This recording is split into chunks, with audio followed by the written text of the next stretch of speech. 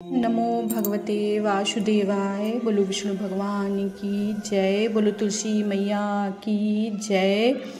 आज हम कार्तिक मास महात्म्य अध्याय 7 का श्रवण करेंगे। नारद जी ने कहा, हे राजन, कार्तिक मास में व्रत करने वालों के नियमों को मैं संक्षेप में बतलाता हूँ, उसे आप सुनिए।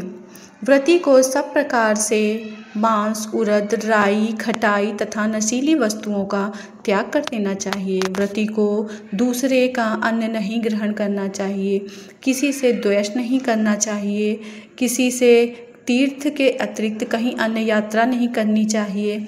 देवता, वेद, ब्राह्मण, गाय, व्रती, नारी, राजा तथा गुरुजनों की निंदा भी नहीं करनी चाहिए। व्रती को दाल, तिल, पकवान व दान किया हुआ भोजन भी नहीं ग्रहण करना चाहिए। किसी की चुंगली या निंदा भी नहीं करनी चाहिए। किसी भी जीव का मांस नहीं छूना चाहिए। पान, कत्था, चूना, नींबू, मसूर, बासी व जूठे अन्न का भी प्रयोग नहीं करना चाहिए। गाय, बकरी तथा भैंस के अतिरिक्त अन्य किसी पशु का दूध नहीं पीना चाहिए। कांस्य के पात्र में रखा हुआ पंचगव्य, बहुत छोटे घड़े का पानी तथा केवल अपने लिए ही पका हुआ अन्न प्रयोग करना चाहिए। कार्तिक मास का व्रत करने वाले मनुष्य को सदैव ब्रह्मचर्य का पालन भी करना चाहिए। उसे धरती पर सोना चाहिए। दिन के चौथे प्रहर में केवल एक बार पत्तल में भोजन भी करना चाहिए। व्रती कार्तिक माह में केवल नरक चतुर्थी, जिसे छोटी दिवाली भी कहा जाता है, के दिन ही शरीर में तेल लगा सकता है। कार्तिक मास में व्रत करने वाले मनुष्य को सिंघाड़ा, प्याज, मट्ठा, गाजर, मूली, काशी फल, लौकी, तरबूज, इन वस्तुओं का प्रयोग बिल्कुल नहीं करना चाहिए। रजस्वला, चांडाल, पापी, म्लेच्छ, पतित, व्रतहीन, ब्राह्मण दोही और नास्तिकों से बातचीत भी नहीं करनी चाहिए। भगवान विष्णु को प्रसन्न करने के लिए अपनी शक्ति के अनुसार चंद्रायण आदि का व्रत भी करना चाहिए और उपयुक्त नियमों का पालन भी करना चाहिए।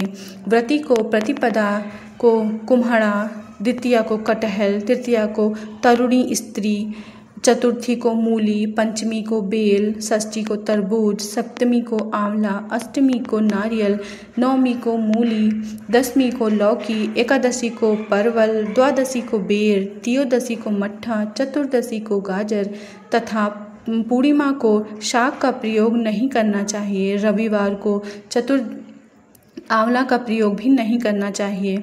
कार्तिक मास में व्रत करने वाला मनुष्य यदि इन शाकों में से किसी शाक का सेवन करना चाहे तो पहले ब्राह्मण को देखकर ग्रहण करे। यही विधान माघ माह के व्रत के लिए भी है। देवोत्थानी एकादशी में पहले कही गई विधि के अनुसार नृत्य, जागरण, गायन, वादन आदि करना चाहिए।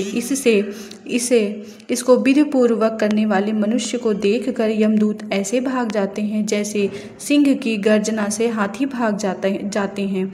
कार्तिक मास का व्रत सभी व्रतों में श्रेष्ठ है। इसके अतिरिक्त जितने भी व्रत यज्ञ हैं वह हजारों की संख्या में किए जाने पर भी इसकी तुलना नहीं कर सकते, क्योंकि यज्ञ करने वाले मनुष्य को सीधा वैकुंठ की प्राप्ति होती है। जिस प्रकार राजा की रक्षा उसके अंगरक्षक करते हैं, उसी प्रकार कार्तिक मास का व्रत करने वाले की रक्षा भगवान विष्णु और इंद्रादि देवता सभी करते हैं। जो मनुष्य जहाँ कहीं भी रहता है उसकी वहीं रक्षा होती है, उसका यश भी फैलता है। उसके निवास स्थान पर भूत, पिशाच आदि कोई भी नहीं जा पाते। विधि पूर्वक कार्तिक माह का व्रत करने वाले, कथा करने वाले अवगुणों से पुण्य को प्राप्त हो जाते हैं और भगवान विष्णु जी उसे हर चीज में सामर्थ्य करते हैं। यह सब व्रत सभी पापों को नष्ट करने वाला है, पुत्र पौत्र प्रदान करने वाला है और धन धान्य में वृद्धि करने वाला है। बोलो विष्णु भगवान की जय। बोलो तुलसी मैया की जय। कार्तिक मास का 7वां अध्याय समाप्त। बोलो विष्णु भगवान की जय।